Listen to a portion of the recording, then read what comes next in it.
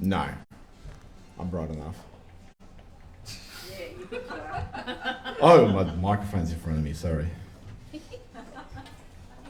you really not bother about the Belts Day if you don't go through your readers? Probably not. I just want you to pick one person at random and ding them. Okay, that's the deal. If someone goes interminably long, we Yep. can slow hand practice. We can throw stuff at them. What are you going to do? What are you, Easy for me to say. what are you trying to record that? Are you trying to record that? I take remote. It's like my 3 years of uni.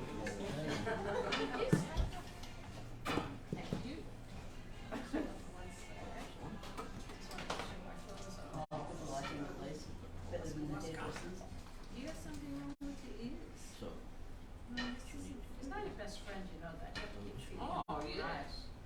menu? I'm happy to have a dog as best friend. No, it's ready. Huh. So we should always have just. Your brain ticking over at least. I'm waiting to be given the cue to begin. I can see you. Yeah, I'm just looking at all the names and thinking, how do I order these names? Who do I call up first? Oh, so it's filming, streaming. Oh, sorry. So we're here. So everybody, welcome to Busybird Publishing's Open Mic Night number 83. Busybird is the publishing of Busybird Publishing is the brainchild of Kev Hallett back there and Blaze Van Heck. Thanks for coming out on this cold, miserable Melbourne night. We have been away for reasons for about 4 or 5 months, and we're just starting to get this going again, so it's going to take a little bit for the momentum to kick in and for people to realise we're back on. Unfortunately, we had a few people, Gay and Robin Miller, who are regulars, who pulled out due to COVID. Kev was also down with COVID last week. I think you come out of isolation tomorrow? Yesterday, sorry. Yesterday? 2 more days and I'll be out. Yep, sorry. Share the love. Share the love. Yeah. Yeah.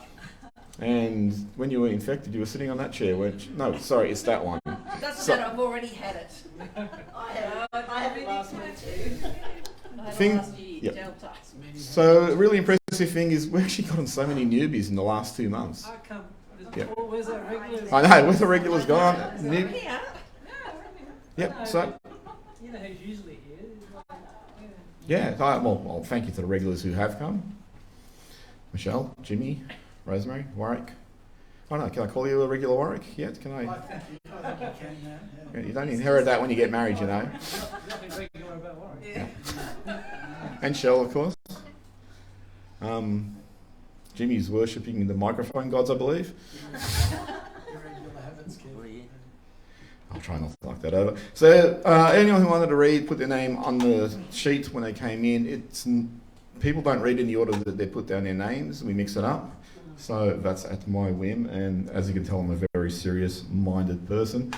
When you came in, you would have got a raffle ticket from Shell, which is for a door prize, which is for Lynn Van Heck's Catherine Mansfield's Black Paper fan.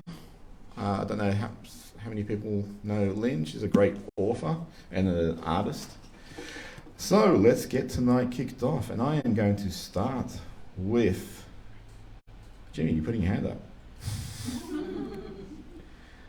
I'm actually going to start with you, Christine. You looked at all of us then. Yeah, I know, but I was just trying to find Christine. I was like, I just saw her.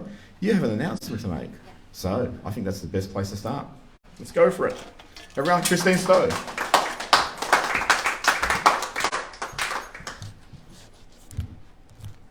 Hi, so I'm Christine Stowe and I'm an author here. I produced Not Just Imogen's Mother, so I'm a full-time carer, and then I do things like this around my caring duties. So I've got a daughter that's in a wheelchair, she's doubly incontinent and nil by mouth, so I get to come here because I've got some fantastic carers, support workers that look after her while I'm here. I'm also volunteering at Plenty Valley FM, so that's a local radio station, and I've got my certificate for the second time to be a presenter. And the show that I'm backing up, so I don't have my own show, but the show that I'm backing up is Community Hour. And I'm here because I want to build community, I want to develop relationships with you guys, with all of the authors, and with the community in the local area.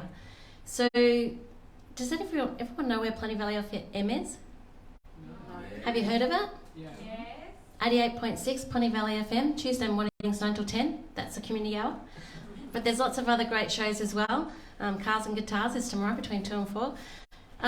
But I want to build community, and I want to, because the radio station is in Childs Road Mill Park, that's in City of Whittlesea, it's funded by City of Banyule, City of Nillumbik and City of Whittlesea. But a lot of the community announcements that we get are from City of Whittlesea. So I want to extend the community-ness of the radio station. I want to see more Banyule. I want to see more. I've had one announcement from Banyule. So I'm here tonight to build those relationships. And I know that Blaze was involved in a community arts centre as well. Is that still going? Is there still connections there? Because I'd love to do... Well, I'd love to do more and hear more about it.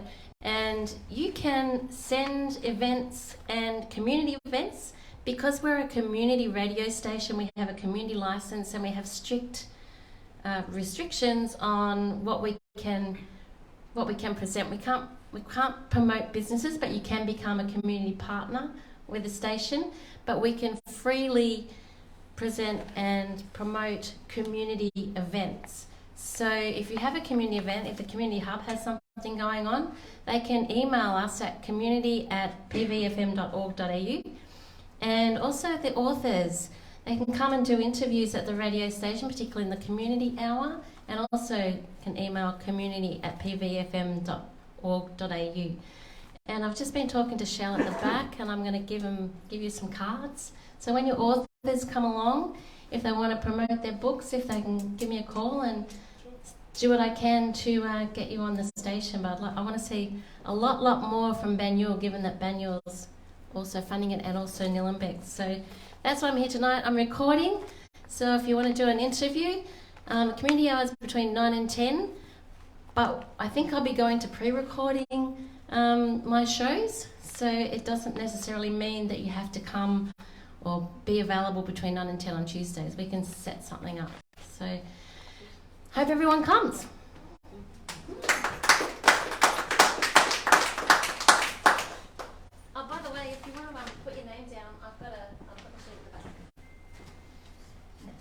Thanks, Christine. I was actually looking for your book so I could promo it, and my rudimentary search of the shelves didn't quite pay off in time, but I will find it before the night's over. So and Blaze is huge on building a creative community and a network and a family. So, people used to come to open mic nights, and Kev would consider more family. Once you're part of the Busybird family, you can always come back to us. We always try and give you whatever help you need. And any advice that you might need, you have myself, I've been a writer for about 115 years. Blaze has been a writer for 30 so years. Kev has been photographer, illustrator for over 30 years. I've been a writer for 30 years. It's been a writer for about 30 minutes. So this is Christine's book, Not Just Imogen's Mother. And Kev took the beautiful photo on the front. Thank you. And, also, we have a few people who are authors here. We'll talk about some of them a bit later when you come up. And well done to Christine for sharing her story. Obviously, you've gone through a lot of stuff in your life, and just by sharing it, other people pick up the book and read it and go, hang on, someone else has gone through this. It makes it easier for me to realise I'm not alone. There's other people who have done this. So sorry for my spiel. I'll probably spill a lot tonight because it's a little bit quieter. Anyway, next I am going to go to, who is Ro? I wonder who Ro is. Ro. And she's going to read CNF. What is CNF? Oh, okay, cool. And she's going to read Bacake. It's Baqaqaque. Oh, it's baggage. Sorry, yeah. I should have been a doctor. You should have put little circles on your G's. Everyone, please welcome Rosemary.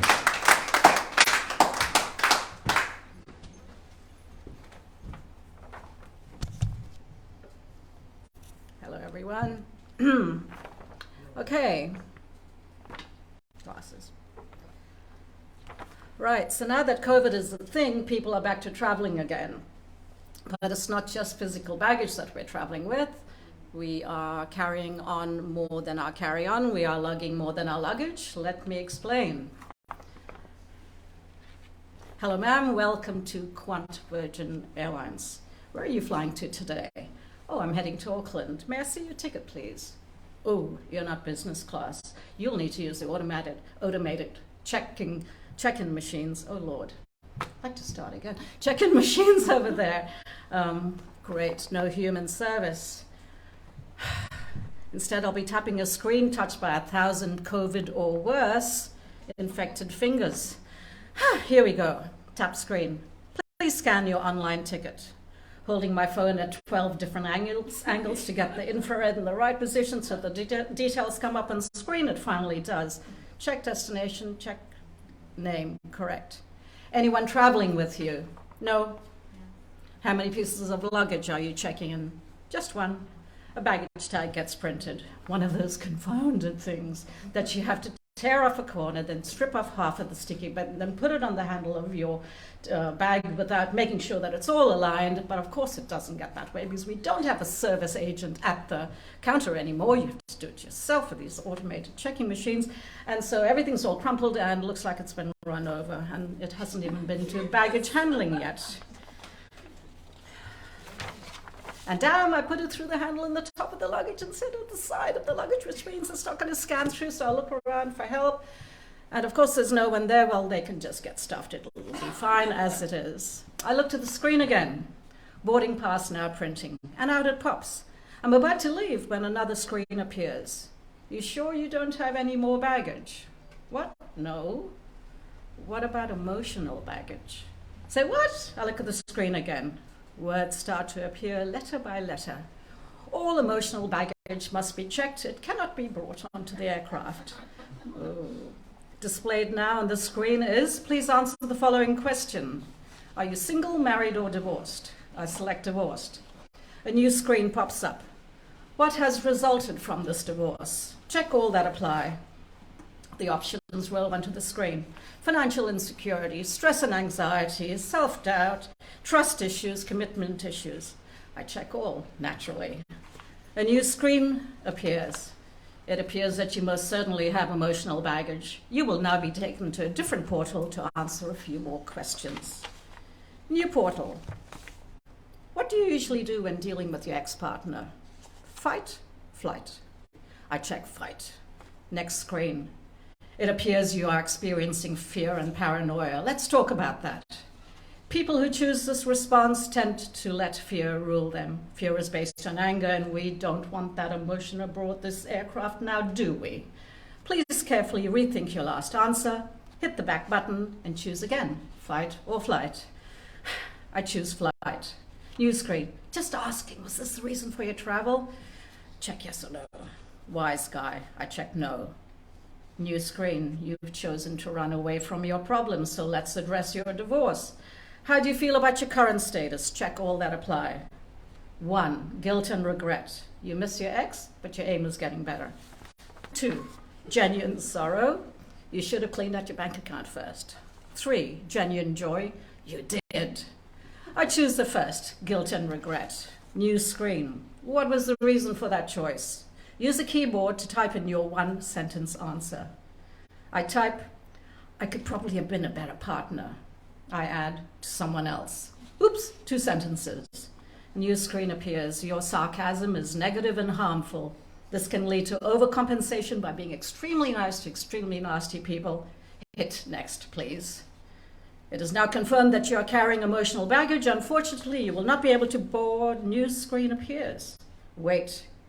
Being extremely nice to extremely nasty people could be helpful in a steel tube 10,000 meters above the ground with no 50 ways to leave the aircraft. Next screen, computer is thinking. Next screen, computer is typing. Emotional baggage approved. Please proceed to baggage drop.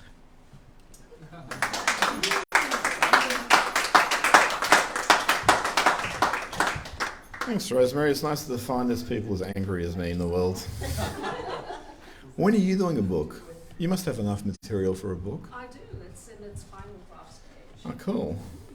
And one of the things you mentioned, I could have been a better partner. So, Warwick, is that true? Remember, you have to go home with her. Give me some think time on that one. I can just imagine a conversation when you get home. I can't believe you embarrassed me in front of everyone. I've just made the list. Wendy, poem. I refuse to use punctuation. Is that in relation to your poem's title, or is that just an angry denial at us? Is that like... That's one. No. Okay. Come up. Everybody, Wendy.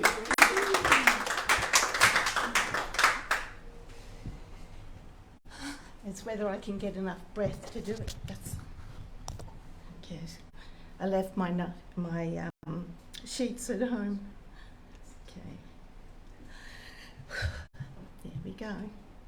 Tonight I refuse to use punctuation, no commas, no full stops, no uppercase letters at all. It's driving me nuts even already as my... No punctuation, see? As my mind fights the desire to conform, I cannot believe and do not... Oh, sorry. It's not working this way. I need bigger...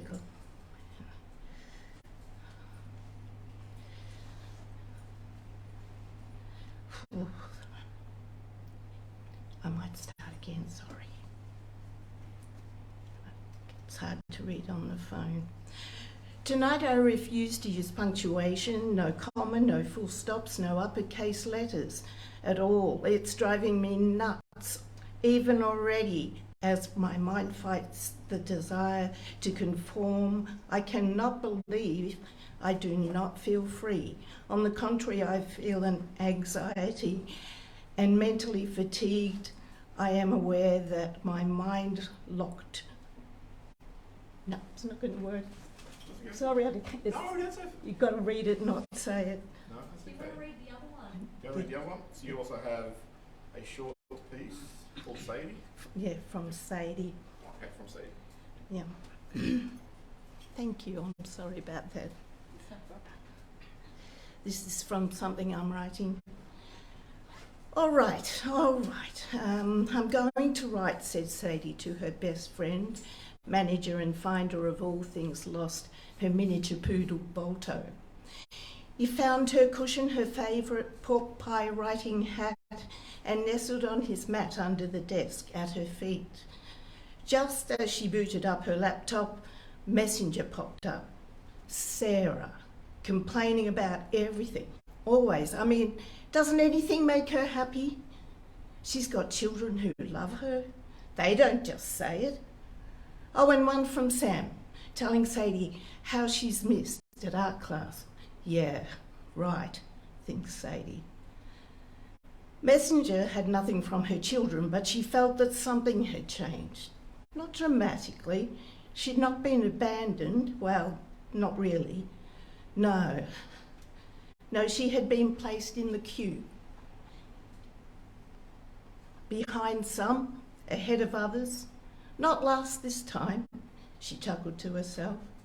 Her place in the queue directly determined how many times she would check Messenger. No messages for a week meant she was last. 2 weeks? A message beginning with, "Hi Mum, I'm sorry." That was quickly opened with a racing heart pumping hope through travel-weary veins. The queue, like a rickety old suspension bridge, was not safe. Its anchors rusted, its tethers frayed, it swayed at the whim of her family. Time had not changed the queue, really, but time had changed Sadie. It had changed her inner response to her presence there. She had made a decision. She refused. 1 week, 2 weeks, 3 weeks, 4 weeks, 5 weeks.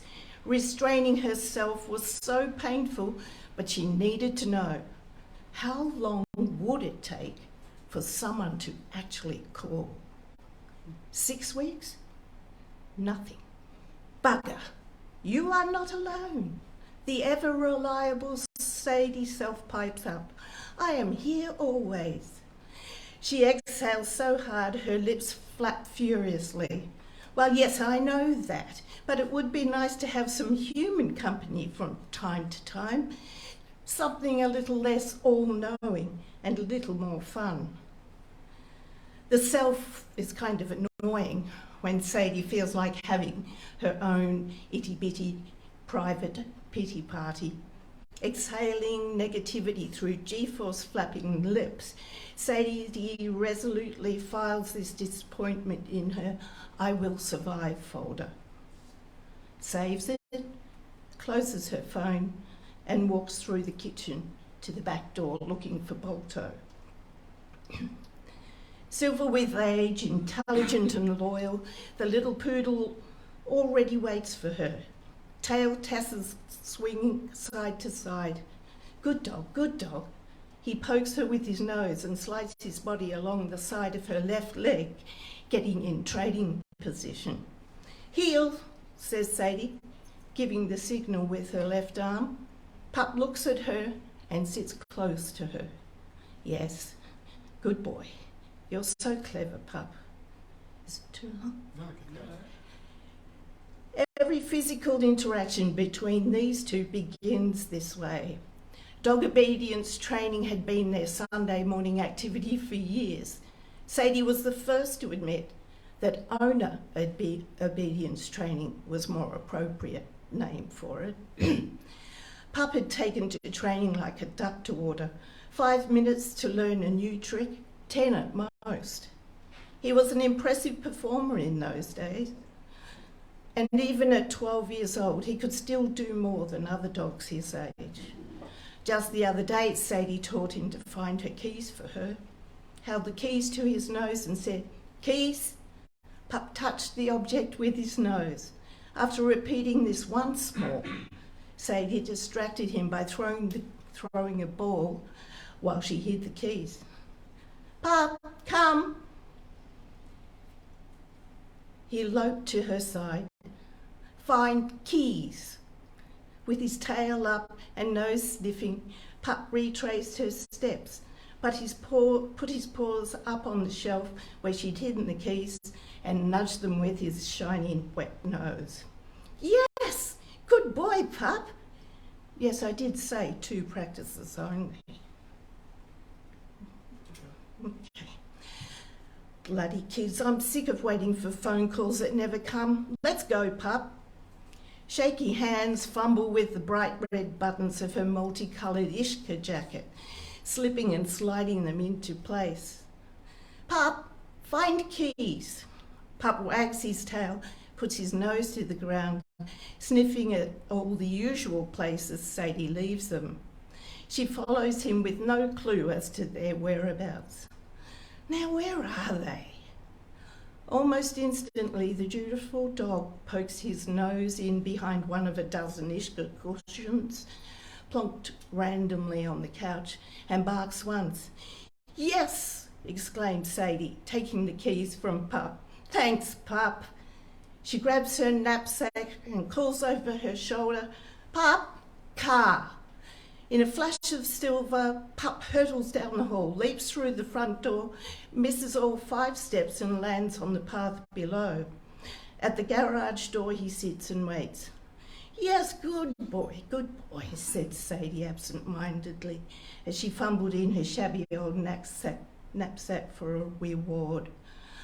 "Sorry, boy, I thought I had one here," she sighs, shakes her head. Her massive salt and pepper curls bounced about, seemingly creating an energy of their own. "Come on, boy, I've got a new packet in the kitchen." Enough? I think so. Thank you.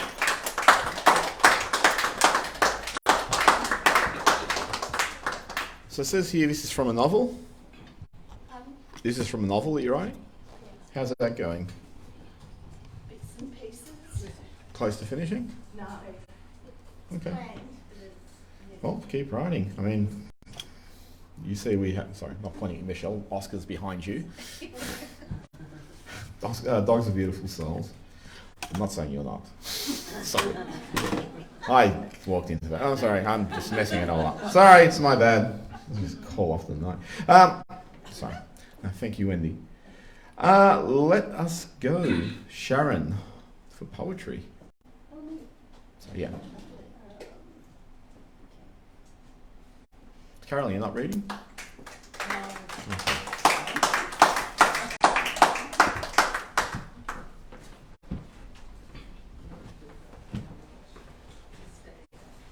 I'm actually here to model the new uniform. I didn't realise. Subliminal thing.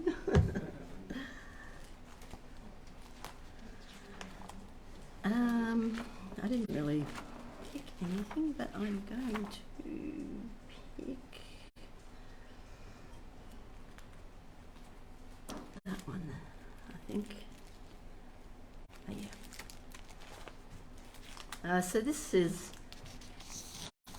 inspired by a stay at Craig's Hotel in Ballarat after a little visitation with a lovely lass. She came a-calling in the night, her hair unruly and so white. She was a beauty who came calling from the past, but had a heartache to her soul, and of that pain could not control her raging madness of a love that did not last. He was as tender as the night, and he could love till dawn's daylight with such a passion most will never really know. She loved him more than she could say, and in that love forever way, she knew in love or death she'd never let him go. When I first saw her sitting there, just quietly rocking in her chair, she said she hoped she hadn't woke me from my sleep. But as she kept her eyes on me, I felt a chill from neck to knee, and as she appeared to look into my soul so deep, she said that in that bed I laid was where their lovemaking was made, and did I know where she could find her lover Jack? I said, this is an old hotel, maybe you're lost, and could I tell someone to come and help you to your room get back? She seethed that this was where they stayed, and in that bed was where they made their plans to get on with their lives and be together. But somewhere strange along the way, their plans got lost. She could not say if it was him or her who sullied their forever. I said, I do not know your man, and are you from another land or time? Your look is rather different from the others. She cried, it surely cannot be. I am alive, oh can't you see? Do not deny me our last breath as star-crossed lovers. And so it was I played my part and took her sadness to my heart. I vowed I'd help her find her long-lost darling Jack. If it was all that I could do, her peace and happiness pursue until her darling man and she were truly back. But,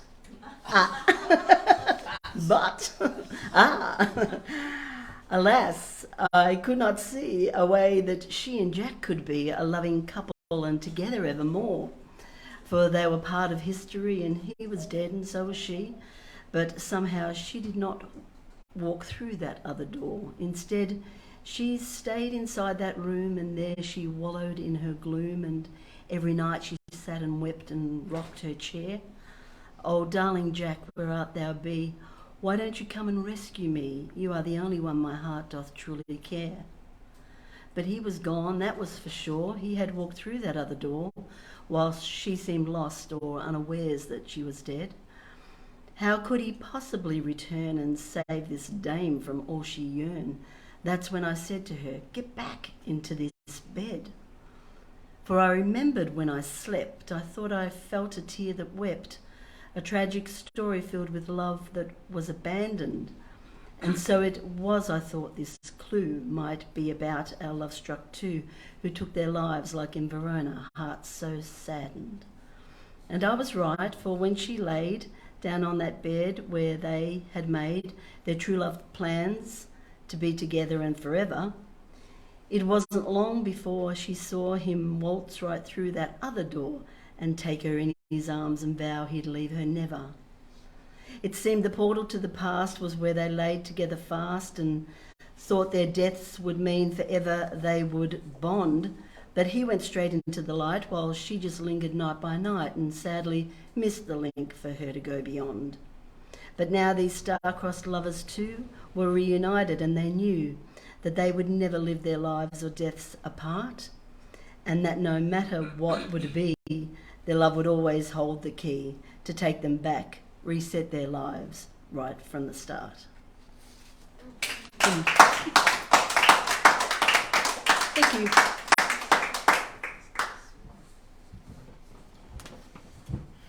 Thanks, Sharon. That's a haunting lament. Craig's Hotel in Ballarat. Yeah. Did you find that on Craigslist?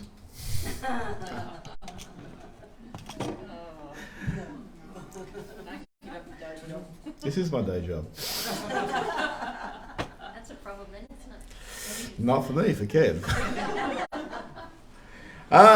Couple of housekeeping things. Christmas is coming up. It's amazing. I'm in August. So we're 3 months away from Christmas. You got to do your shopping early. I'm going to recommend Kev Howlett's Busybird, which is, anyone ever read The Far Side by Gary Larson? So satirical, dry wit like Gary Larson, gorgeously, unlike Gary Larson, gorgeously coloured illustrations, and you can just buy that here. How much for, Kev? It's the most hilarious book ever written. Yeah, and you'll sign it, Yeah, I'll sign it. and you'll sign an affidavit claiming that too. $2.50. $2.50? Yeah, that's all right. $2.50? I think it's like $20. Yeah, about $20. And of course, Blazer's novel. Father's Day is coming up too. That's a good Father's Day. Yeah, good Father's Day. Jokes. Yes, Yeah, shreds. there you go. I'm not a father, so I don't keep these dates in my head. Although I do have a father. But anyway, which shows you what sort of son I am. Colours of Ash, novel by Blaze, which was released, June. So again, a great novel about finding love and hopefulness through a torrent of grief. So, and what are we charging for that? 30-ish? 30? Sounds good to me. I brought a couple of your books up, but someone's a shameless exhibitionist. She's already got her books in her lap. So, Michelle, what's your actual title? Is it, because you're not a life coach, you're more than that. I don't know, but yeah, well, Afterlife. I went, yeah, That sounds good. that's more of a spiritualist. So, Michelle, I'll let Michelle come up and tell you all more of her story. Everybody, please welcome Michelle Burke.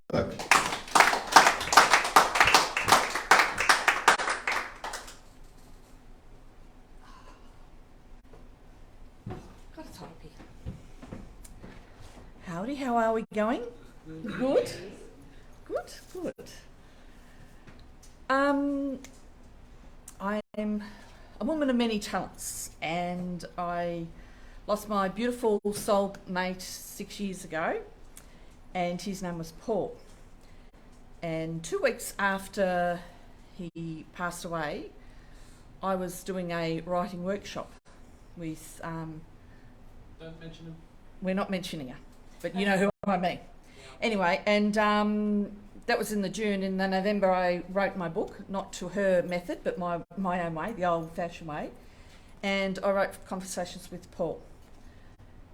And that it talks about his journey. He was, had a rare melanoma in the spine, had 5 spinal surgeries, 1 brain surgery in a 12-month period, plus, all the other stuff that goes with the cancer journey. But on his deathbed, he said to me, there was a few conversations we had. And on his deathbed, he said, "What are you going to do when I'm gone?" And I said, "I'm going to go to travel." I said, "I'm going to travel like we planned." And I said, "I'm going to get a photo or something, and I'm going to take you with me, put you in my suitcase, take you out, and we're going to take photos of all the landmarks together." And he said, "You're not, are you?" And I said, "Yeah, I am." And he says, No. I said, "I am going to." I had the last say, because in 2017, I travelled with a cardboard cutout of Paul, and I wrote the book, #Travelling with Cardboard Paul. So I travelled in 2017, wrote in 2018 and launched in 2019. It went viral, 7 countries, 60 media outlets, and it went crazy. And from that book, I then wrote a companion book, Death, Dying and Beyond. And after I lost Paul, it was very much about the importance of talking about death. He didn't want to talk about it, and I can understand why. And so it's important that we plan, because the amount of people I spoke to after he died, they said, I didn't know what Mum wanted, I didn't know what Dad wanted, we had to organise the whole thing. We had a week to put his funeral together, and a week before he died, he wrote on a little piece of paper of actually what he wanted. He wanted 2 services. The week before, he sitting at a computer shopping for coffins, and he said, I'm still thinking about whether I want to be buried or cremated, and because he knew I wanted to be cremated.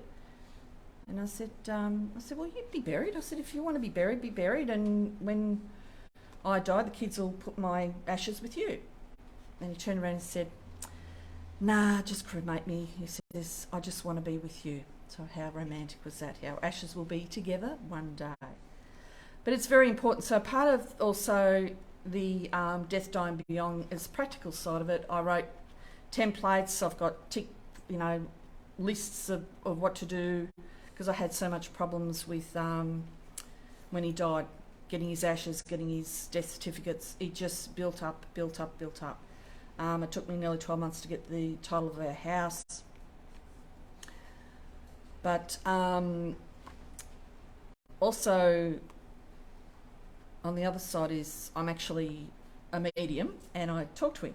So the day after he passed away, I started talking to him, and we've had conversation, or not so much these days because he's off doing other things, but he will drop in. But we had conversations with him.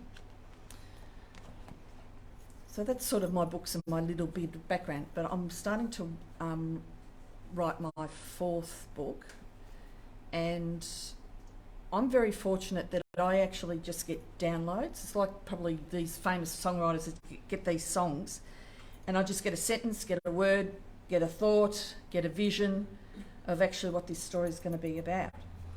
And what I got with this book is, don't go, please don't leave me. And the whole story is about, it's probably similar to mine, but a husband losing his wife, and she's trying to come back and connect with him from the afterlife. And it goes from his side of how he goes through the grieving process to how she's trying to connect, and then in the end they'll try and connect. But what I'm finding with this actual story is I'm loving writing the fiction, because you can go anywhere. And then I've got this whole backstory, and then it becomes like I know these people, like it's a real life thing. And then I'm thinking, okay, well, the husband Michael goes on this journey to Sedona in America, and I'm going, who's going to look after the dog, because they've got a dog? And then go, okay, the son can come and he's going to do this, and this whole storyline just develops, and I'm thinking, this is fun, I love it. But on my, on my walks during, I go for a walk around the block or the park with my puppy dog, my new puppy dog, and I always talk to the universe, and I also, have these downloads, and one of them was about writing, and I equate it to building a house. And for those who have built a house will know exactly.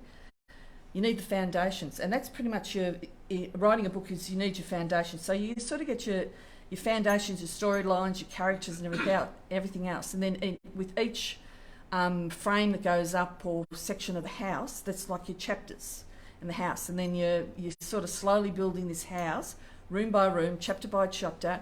Then you get the roof on, and then all the bricks, and then you've got this beautiful story, and you've got to created your house. So that's how I, writing a story is just how it is. And then also, I get downloads in the middle of the night, and you get these thoughts, and they're going, okay, I haven't got a piece of paper. It's good to have a piece of paper and pen beside the bed, but I've got my phone, so I've now record all these drop-ins that, these downloads that come to me.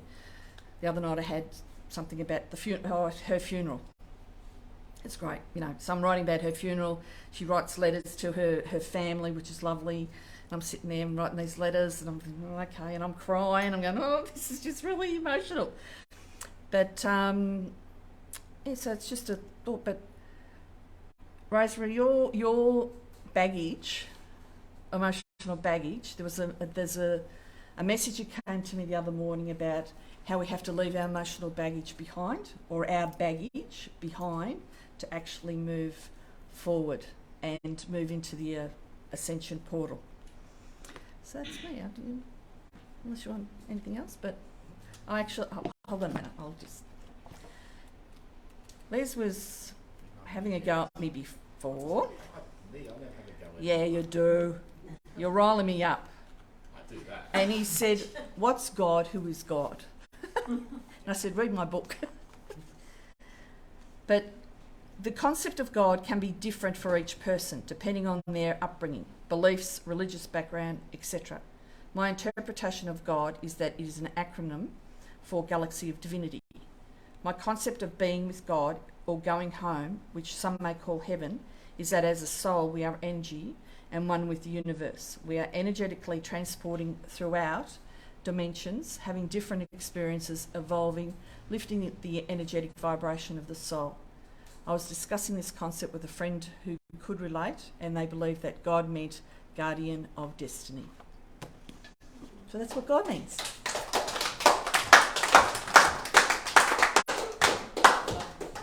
Thanks, Michelle. I am actually a lot more spiritual than people think. I know people think I'm cynical and sarcastic, like I'm that. Although I'm taking my emotional baggage with me. When I die, it's just going to be spilled all over heaven, and God's going to go, "Who let this guy in?" You won't be going anywhere. I'll be going.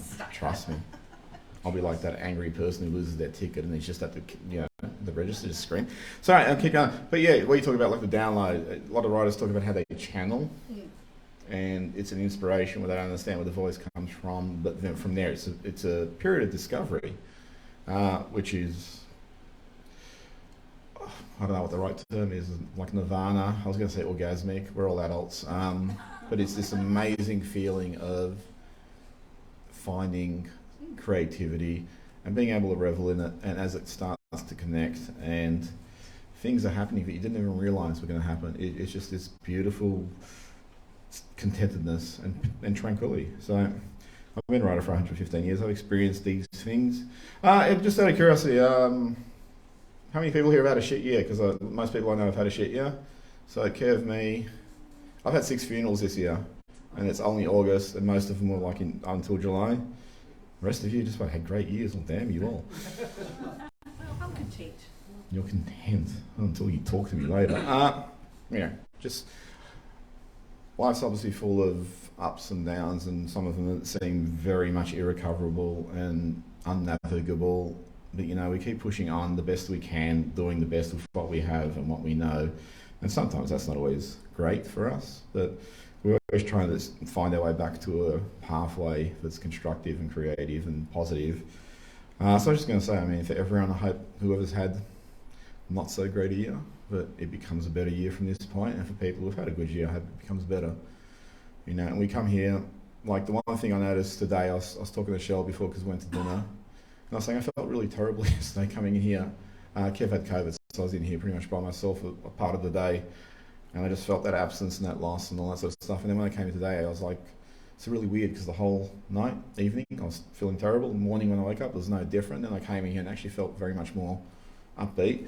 And I think a big part of that is, sorry, I'm going to mention plays. And I know sort of we keep going back to it, and I don't want to sort of be the person who keeps going back to this, but it's part of what you created here, is that creativity and that love and that community and that network. And you have people such as Michelle and Christine and Jimmy and Rosemary. You're a little bit later on, worry, and Shell, who keep coming back because of what's being built here, and I hope everyone else, Wendy, Sharon, Caroline, you keep coming back also. It's a little bit quiet at night, but like I said, we're trying to get back to where we were. It might take a little bit of time, but we are going to keep trying because this is something special. And I know dealing with Busybird clients, thanks Jimmy, and I know dealing with Busybird clients, no one leaves dissatisfied, and people keep coming back to us, and keep thanking us. And, you know, I don't know, I've always said this, after Blaze passed away, I wrote a tribute, and I just said, Kevin Blaze just overservice, because that's what this business is about. There's economic realities, unfortunately, you know, in life. I know if there wasn't, Blaze would have just been doing all this for free for the sort of satisfaction. So unfortunately, you know, we do have to bill and all that sort of stuff. But Blaze and Kev really overservice, because they're just really good people. You know, I'm a wog, I would have just overcharged. But I'm probably the only wog here. Just gave myself away. There was a guy named John Stewart who came last month. He wrote a children's poem, and he was great. And he came up here, and he came in briefly before to drop off some poetry. Unfortunately, he couldn't stay. He wanted to stay, but he has some kids apparently who need looking after tonight. And I don't know how they are. I think they'll get 4 and 6 or something like that. I don't remember. It's like, you know, put him in the closet. Did no harm to Harry Potter. And teaches them about closets. But anyway, so he left some stuff here that he wanted to read, and I thought we'll read it. He said it was a duet, so I'm going to call Shell up to read one half. And is anyone the volunteer to read the second half? Otherwise, I'll do it with my cynical, charming voice. Oh, well, I am doing it apparently. So everyone please welcome Shell to read on behalf of John.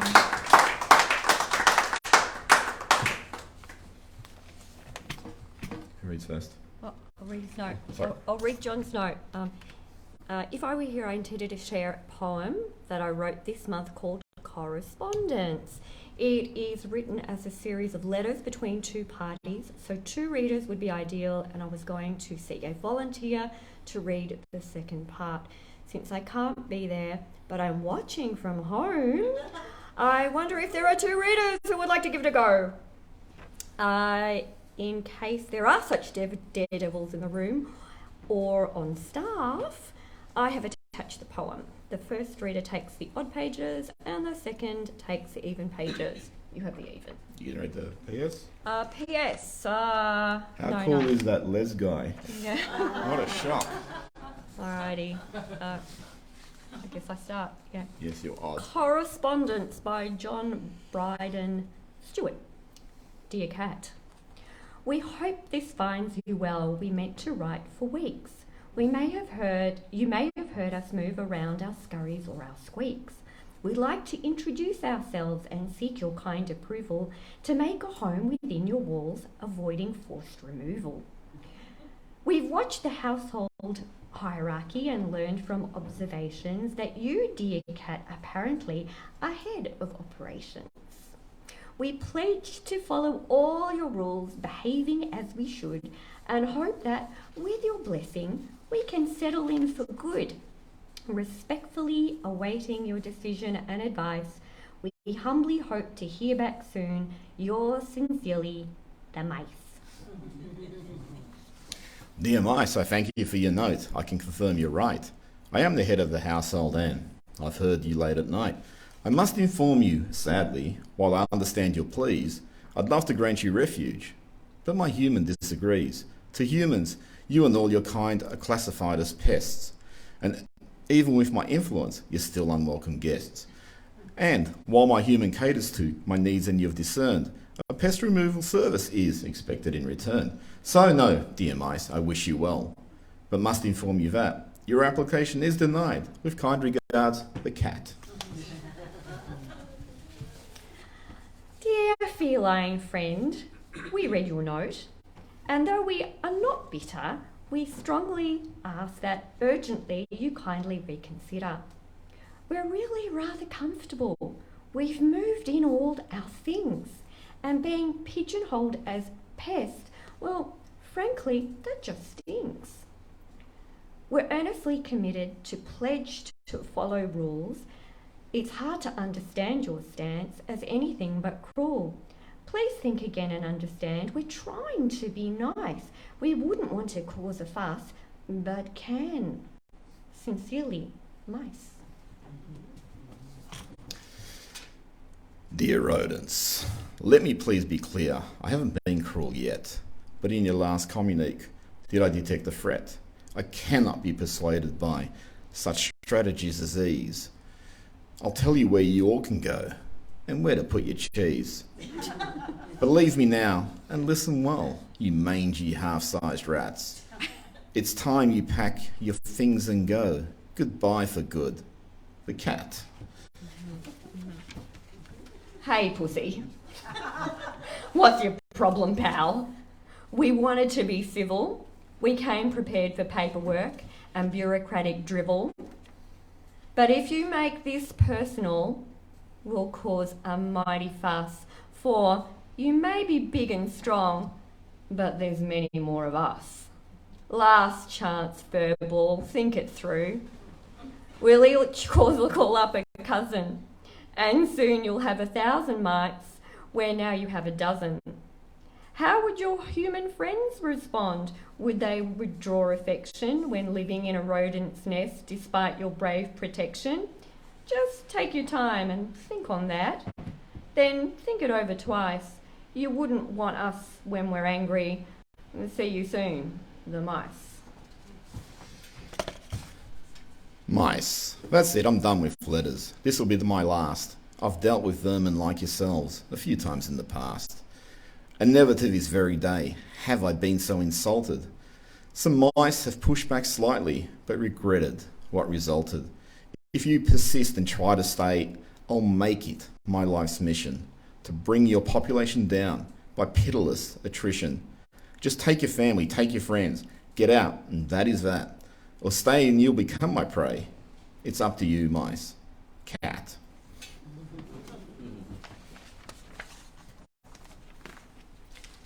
Dispatches from the signal room of Central Mouse Command. Recipient, the feline foe. Subject line, demands. By now you felt the force of Operation Kitty Claus. Our team makes scratch marks round the house and makes them look like yours. The curtain slashed, the cushion shredded, a totaled fly screen door. That was just phase one. The leather couch is next. Want more? We heard your humans find your work. We heard your humans find your work and knock you down a peg. We're open to surrender terms if you will sit and beg. We've taken all the high ground. You should just lay down your paws. The battle was ferocious, but the choice, dear cat, is yours. Pledge every mouse your loyalty if you desire relief.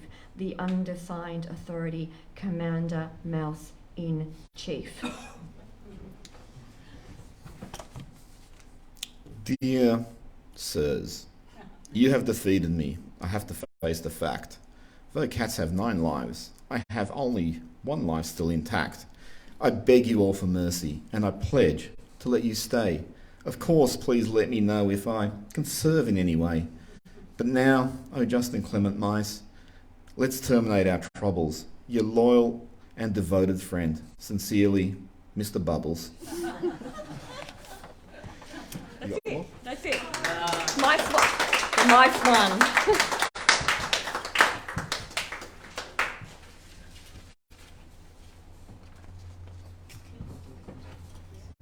Thanks, Shell. Thanks, Les. How good was that Les guy? And thank you. Yes, I was getting. Thank you, John. John, when are you going to turn that into a children's book? That's pretty much ready and good to go. We're just about done for the night. Just going to mention some housekeeping things. So the next open mic night will be 21st of September, 3rd Wednesday of the month. Please jot it down. If you have friends, please invite them to come. Like I said, we're trying to get back into the swing of things. It's not easy after the tumultuous year we've had.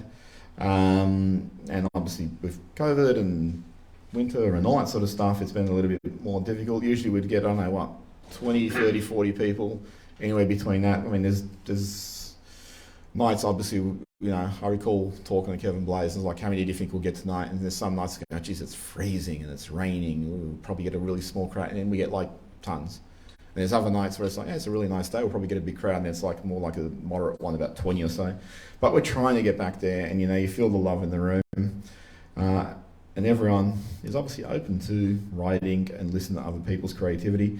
I'm running a couple of workshops on 15th October. I'm running one on life writing, which was one that Blaze used to run, so I'll try and run it as well as I can according to her notes. And I'm running one on novel on the 9th of November. Both are from 10 a.m. to 4 p.m. and lunch is included. Down to the final. Well, you're not a reader, Jimmy. You're a singer and a guitar player. That's what you're doing? You brought your... Read? No, you can do whatever you want. You brought your guitar in, didn't you? Yes. Yes, so I imagine you're going to sing and all that. I'm just trying to kill time while you get up and get everything prepared, Jimmy. There's an announcement. Yeah, do all your... Dean has a form at the back here for any authors who want to be interviewed on. So Christine has a form. Yeah, there's a sign-in sheet, so if you want to put your name down, and I can take it to the radio station, and then myself and other presenters can call you if you want to come and be interviewed, or by myself. Yep. And get your work out there. Why not? It's... I don't want to say the easy thing's writing stuff, because writing is hard, but the harder bit is actually selling it to the world.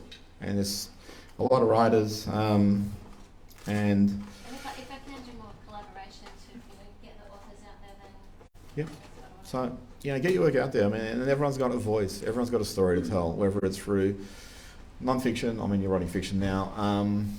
Poetry, novel. You do a lot of creative non-fiction too, Rosemary.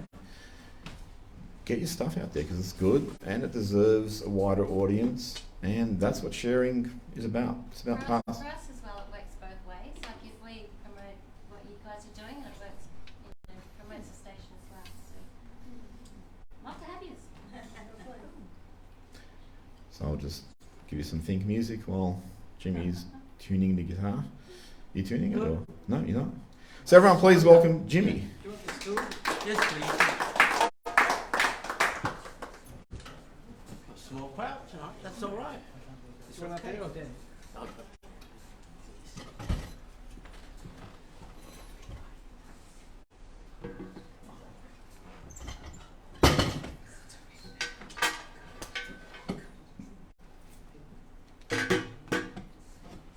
Okay.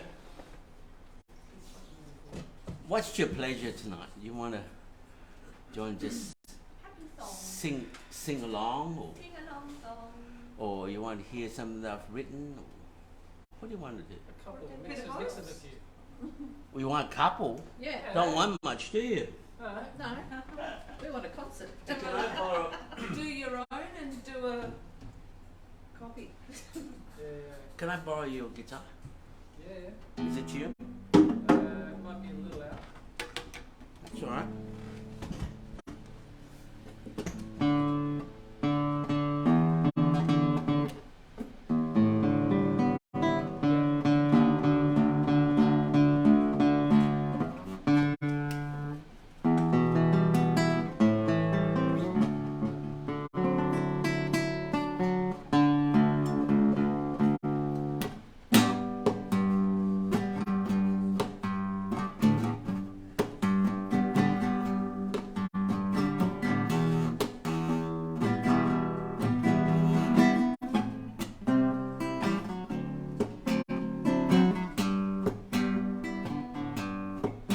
When the night has come and the land is dark and the moon is the only light you see, no, I won't be afraid. No, I won't be afraid. Just as long as you stand by me. Whenever you're in trouble, won't you stand by me? Oh, stand by me. Oh, stand by me. Stand by me. If the sky we look upon should tumble and fall, or the mountain crumble to the sea, I won't cry, no, I won't shed a tear, just as long as you stand by me. You know the words, come on, sing with me. Whenever you're in trouble, won't you stand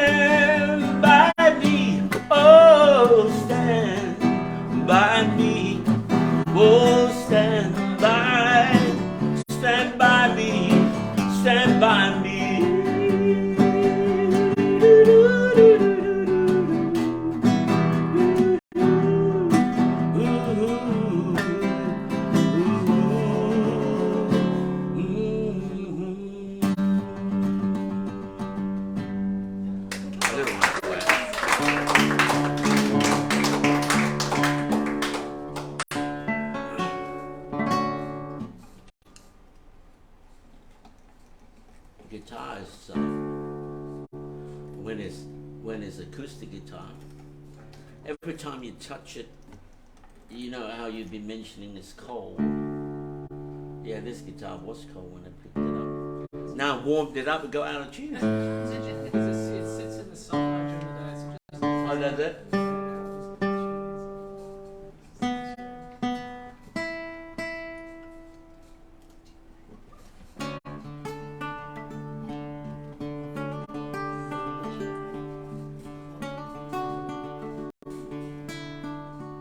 Well, this is a song I wrote called Just When You Thought. Just when you thought you know everything about life, about love, about human. And this is a song, goes like this. Just when you thought your love was complete, just when you thought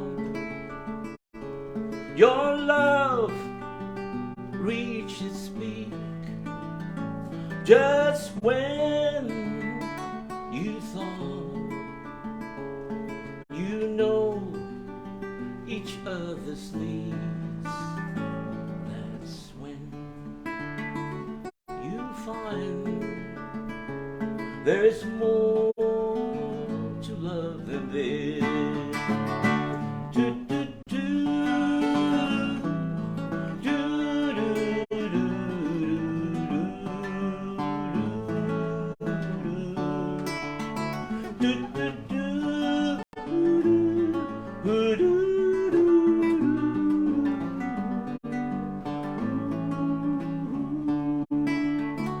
Love picks you up when love is honey sweet.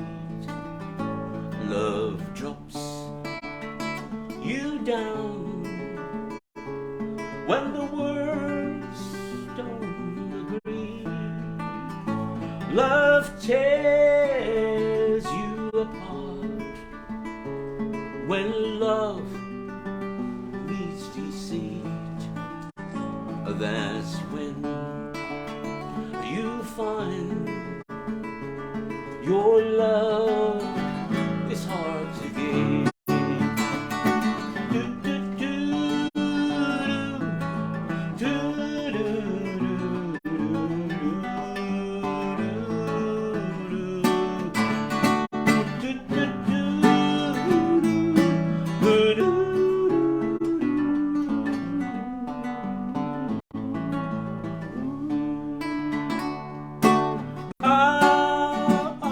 Time will tell.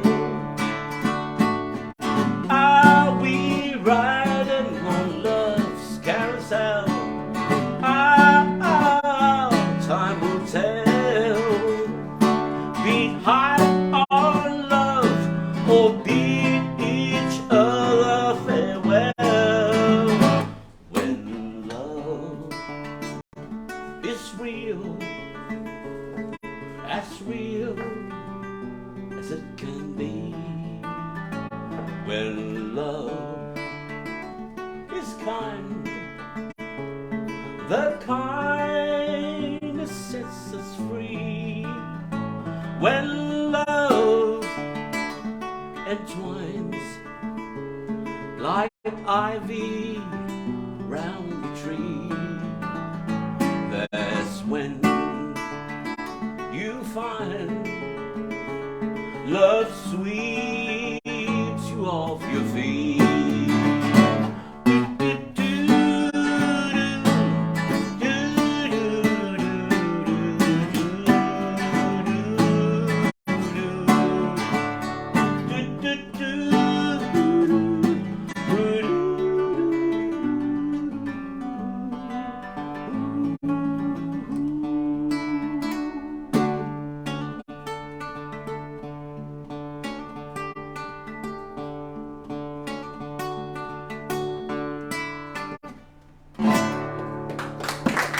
Thank you. Thanks very much. Jimmy, that's beautiful. You really feel when you're singing it comes from deep inside, from the heart. And it's actually made me think when I'm just standing there. You know, I know the people who don't know me or have just met me think I'm the sardonic, really good-looking MC, and I know the people who have known me for a while look at me as The grumpy old. yeah, that's pretty much the grumpy old, cynical, but really good-looking MC. And just when you're singing, sorry, Just when you thought. yeah, just I was thinking about my, sorry, about my friendship with Blaze. She was there, but she was there. Sorry, I'll get there.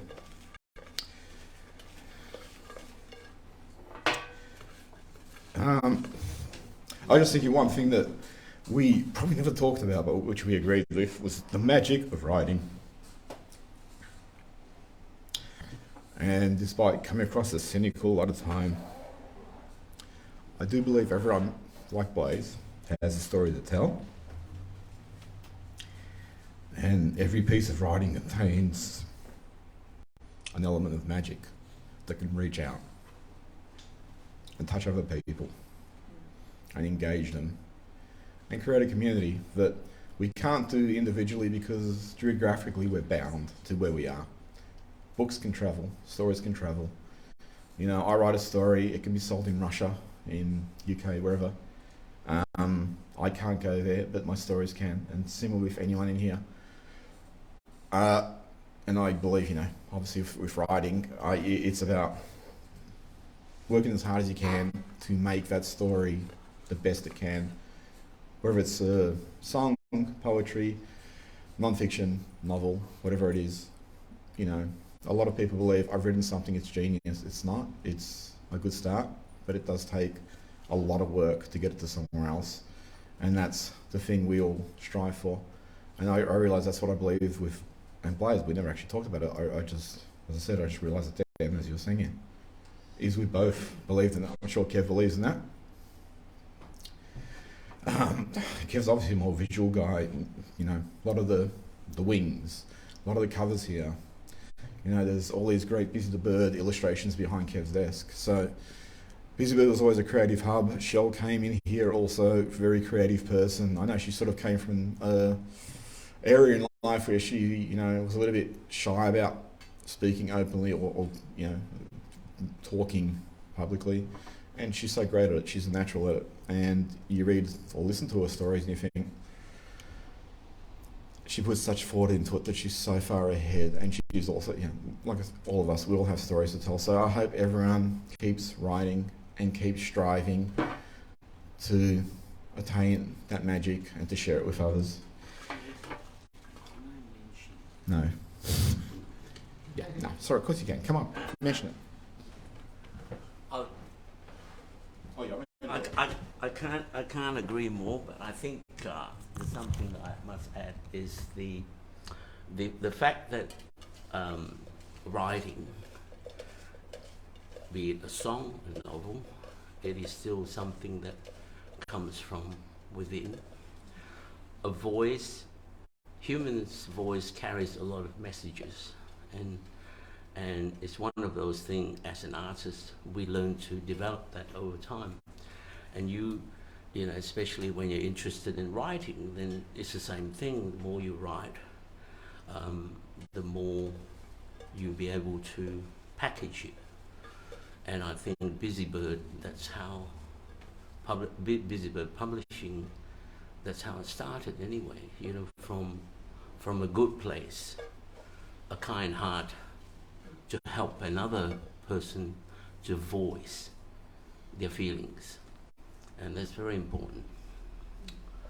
So on that note, I also like to can I give my little new intake, a bit of a plug? I'm teaching at the Ivanhoe Library and Cultural Arts Club, Arts Hub, and I teach music and the brain and music performance. So if you know of anybody interested, it's called Open Stage. Gain confidence gain confidence. That's the tagline on it. Gain your confidence. Well, anyway, thank you very much for listening. Thank you, Les. Thanks, Jimmy. And thank you everyone for coming. I'll do the raffle. Sorry, I've probably held you up before my rambling. Did you want to say something also? Okay. Anyone else have announcements or anything they want to share with? Can I say something? Oh, sorry, I was going to come to you. Okay, would you like to say something?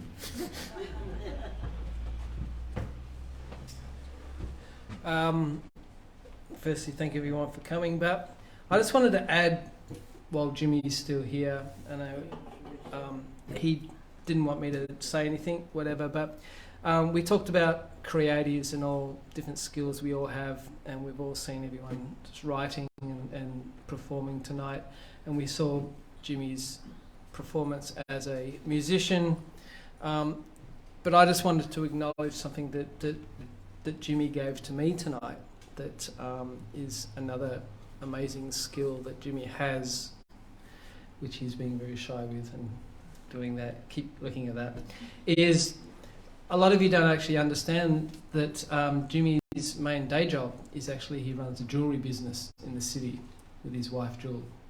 And after Blaze passed, I had my wedding ring and her wedding ring and didn't know what to do with it. So I said to Jimmy, is there any way we can combine her wedding ring and my wedding ring and put it all together as one ring? And I gave it to the most brilliant guy, and tonight he gave me our two wedding rings mixed together. It actually has engraving on it, which is nicknames. Blaze and I had nicknames for each other, which comes from a book, the Captain Underpants series. I was Professor Poopy Pants, and she was the wicked wedgie woman. So it was Poopy and Wedgie, and the engraving on it says Poopy loves Wedgie 1986 to 2022. So that was Jimmy's gift to me tonight, and it's something I will never take this off. Thank you, Jimmy. It's awesome. Thank you.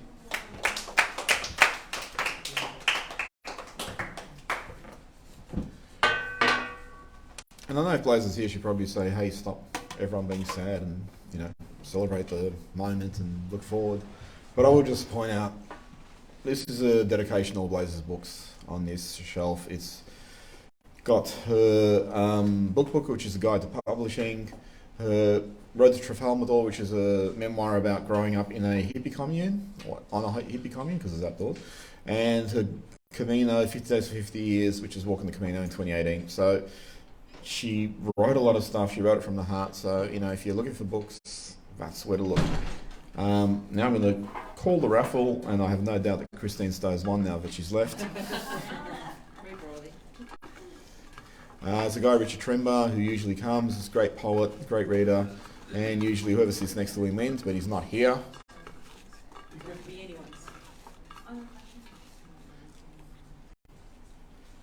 And here it is. Such pressure to unwrap this.